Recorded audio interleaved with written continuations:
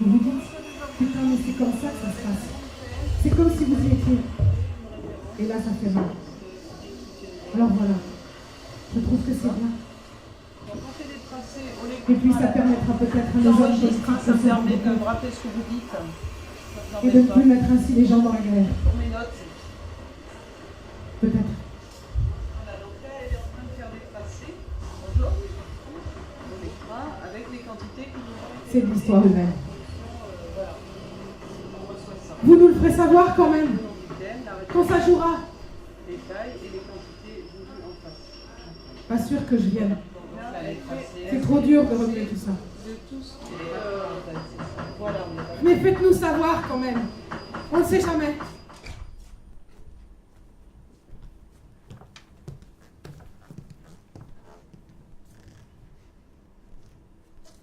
On en a fait des heures. Et des heures, des fois pas possible.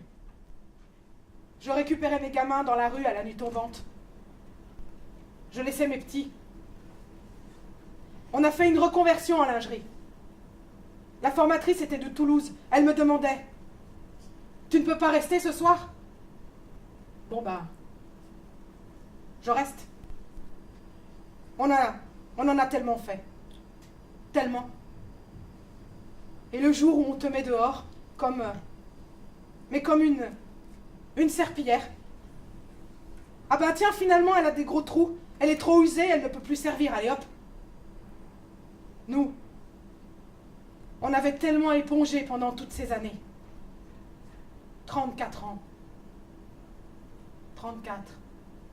À la fin, on n'avait plus de patron. On était seuls. Ils nous ont laissés seuls vers la fin, tellement ils s'en fichaient. On avait gardé un chef pendant des années, de l'âge de 16 ans quand je suis rentrée, de 76 à... Voilà. En 92, quand on s'est reconverti en corsetterie, il y était encore, le même chef.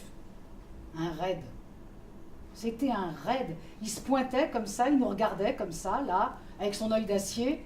Et nous... Excusez-nous, monsieur. Oh là. C'était un raid, ce bonhomme. Jamais bonjour. Ni aux monitrices, ni aux ouvrières. Et il aimait nous faire mal quand on avait de la peine. Vous reveniez de congé maternité. Vous étiez triste de laisser votre petiot à la maison. Et lui, il vous convoquait. Faut qu'on parle, ça va pas, etc. Il paraît qu'il avait une femme qu'il menait à la baguette chez lui. Alors il prenait son pied au travail sur notre dos. Il y avait toutes ces femmes, là, sur lesquelles il pouvait se venger de la sienne. C'est pour ça qu'il était si mauvais.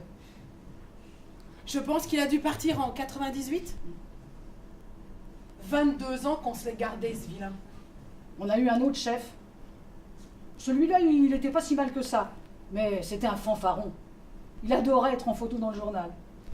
Mais bon, il faisait son travail de chef et puis c'était notre chef. On a réussi à obtenir des choses grâce à lui. Du matériel. Quand l'usine ne pouvait pas nous acheter des machines, il se débrouillait. Il connaissait du monde dans la confection.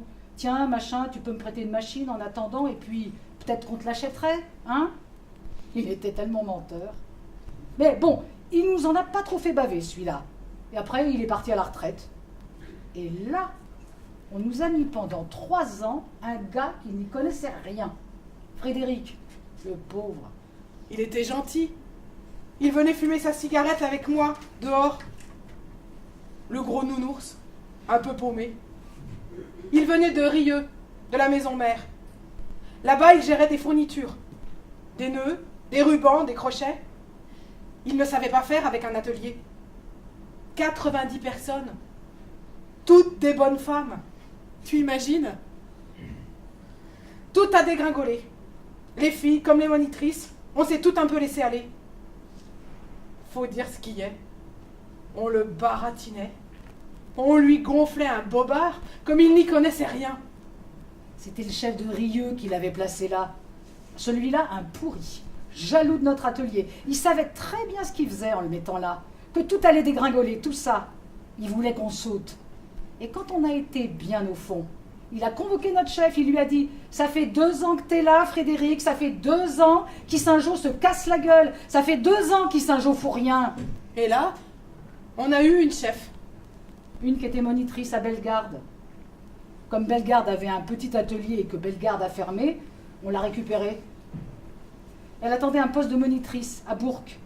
Pour elle, il n'y avait plus que Bourg qui comptait. Et nous, on était devenus les mises au banc. Et quand on disait qu'il allait y avoir un plan social, que tout le monde disait qu'on allait fermer, mais que Bourg fermerait pas. Et c'est Bourg qui a fermé, avant nous. Elle a voulu s'imposer. Elle s'est mise à envoyer des lettres aux filles, en recommandé, chez elle. Elle disait, il faut des exemples. C'était une garce. Après, la direction l'a lâchée parce qu'il y avait des problèmes financiers. Elle est tombée malade, elle a fait une dépression. Et puis, on a appris qu'elle démissionnait. On s'est retrouvés sans chef d'atelier. Du mois de mai qu'elle a été malade jusqu'à la fin, sans chef. C'était la déléguée qui faisait tourner les commandes et un peu tout le reste, avec la secrétaire. Donc ça faisait des conflits, forcément. Certaines voulaient péter plus haut que leur cul. C'est retombé sur les monitrices. Heureusement qu'il restait les filles pour faire le produit. Elle est partie. Et un jour, sur Internet, voilà que je la retrouve, la Françoise, sur une vidéo d'elle à Canal+. Cette garce, elle avait essayé de se placer. Elle a appelé un de nos repreneurs potentiels et elle lui a placé toutes ses copines de Bourg et elle-même. Et nous, voilà quoi. Ma pauvre, qu'est-ce que tu veux, c'est comme ça. En même temps, c'est bien pour les filles de Bourg. Nous, ici, si on a une grosse galère, allez hop, un coup de bêche dans le jardin, tu plantes de la salade et tu manges de la salade. Les filles à Bourg, c'est la ville, c'est les HLM, elles vont pas cultiver dans leur baignoire. C'est la galère. Et puis, c'est beaucoup des monoparentales à la ville. C'est encore plus difficile. Moi, de toute façon, après tout ça, me retourner à l'usine, oh non. Je ne me sentais plus après tout ça. Mais le mal que ça m'a fait de laisser mes collègues. Parce qu'on était toutes collègues. Camarades, je veux dire. Il y en avait une, par exemple, à laquelle j'ai beaucoup pensé pendant la lutte. Mère célibataire, toute seule, obligée de cumuler un deuxième emploi, toutes les merdes possibles, la voiture qui te lâche, tout ça, avec les enfants sur les bras, et pas un deuxième salaire pour aider derrière. Pas facile. Mon combat, ça a été pour elle, et pour toutes les autres. Mais moi, je savais que je ne retournerais pas à l'usine. Je ne voulais plus. Et puis même si j'avais voulu, j'aurais pas pu. J'ai pas à me plaindre. Mon mari a une paye, j'ai ma maison. Bon, j'ai encore besoin de travailler parce que je n'ai pas ma retraite.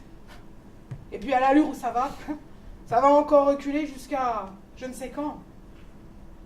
Donc c'est pour elle que je me suis battue. Pour toutes tes copines. Pour pas qu'elles crèvent la bouche ouverte. Le combat, quoi. Quand je voyais des combats à la télé, moi, que ce soit des mecs ou des femmes, peu importe. Quand je voyais des combats à la télé, je ne le voyais pas comme ça, le combat. Ça me faisait de la peine, bien sûr. Parce que ça fait toujours mal de voir des gens qui perdent leur boulot. Et on ne sait jamais ce qui va leur arriver ensuite. Mais je n'imaginais pas toute cette énergie qu'il fallait derrière. Et la maintenir, l'énergie. Parce qu'il ne fallait pas que ça baisse. Jamais. Surtout pas. Il ne fallait pas relâcher, sinon on était fichus. Comme je dis toujours, voir, c'est une chose, vivre, c'est autre chose. Quand on a vu en 2011 que ça merdait, je crois que c'était en septembre, oh, les dates, je les ai plus dans la tête, ça s'en mêle, c'est dur de se rappeler. On efface volontairement presque, je dirais. Quand on a vu en 2011 que ça commençait, le tribunal, tout ça, on s'est dit, on est cuit. Sur Saint-Jean, on est cuit. Ils vont pas garder toute l'entreprise et nous, on va sauter. Ils nous aimaient pas trop au siège. Ils garderaient les ateliers de la maison mère. On était tout au puits quand on a eu la réponse. On attendait le résultat du tribunal, là-bas. On était tristes. Et aussi heureuses d'être toutes ensemble. Parce que toutes ces bonnes femmes qu'on était, on a réussi à se donner la main. Et ça, c'est une sacrée fierté. J'avais un espoir, que ça soit une autre usine, un de l'Aveyron, une entreprise de lingerie. J'avais espoir que ce soit lui qui nous reprenne. Je me disais, si c'est Prost, il va nous liquider, c'est sûr. L'autre, il reprenait que 50 d'entre nous, mais au moins il en reprenait, et dans le même métier. Mais le résultat du tribunal à Lyon, ça a été Prost. Moi, j'en ai pleuré. Quand j'ai entendu ça. que c'était Prost qui avait été choisi. On s'est dit, de toute façon, on est foutu. Alors foutu pour foutu, si on se bat pas, on est encore mieux foutu. Alors faut y aller. On s'est dit, allez hop, on occupera l'usine. On était tout au puits là, et on s'est dit ça. Et pourtant, quand des fois on avait voulu faire des grèves pour des salaires, des choses comme ça, on se comptait sur les doigts de la main. Mais là, il y avait une force. Il y a des filles qui commençaient à partir. Alors avec Joanne, on a dit, non, toutes à l'usine. Parce qu'on s'est dit, il y en a qui vont se retrouver le nez au mur chez elles. Faut qu'on reste ensemble. Certaines ont un mari, des enfants, un père, une mère, mais d'autres vont se retrouver toutes seules. Et on ne sait pas dans les têtes comment ça peut se passer. Alors on a dit, non, on se retrouve à l'usine. On était toutes là. Et on s'est dit, demain on se retrouve toutes comme si on allait au boulot. Comme tous les jours. Et tous les jours ensuite, pareil. On va pas lâcher. On va pas se laisser crever comme ça, comme des moutons, sans rien faire. Et là, on s'est donné. Voilà. Et c'est comme ça que tout a commencé. Voilà.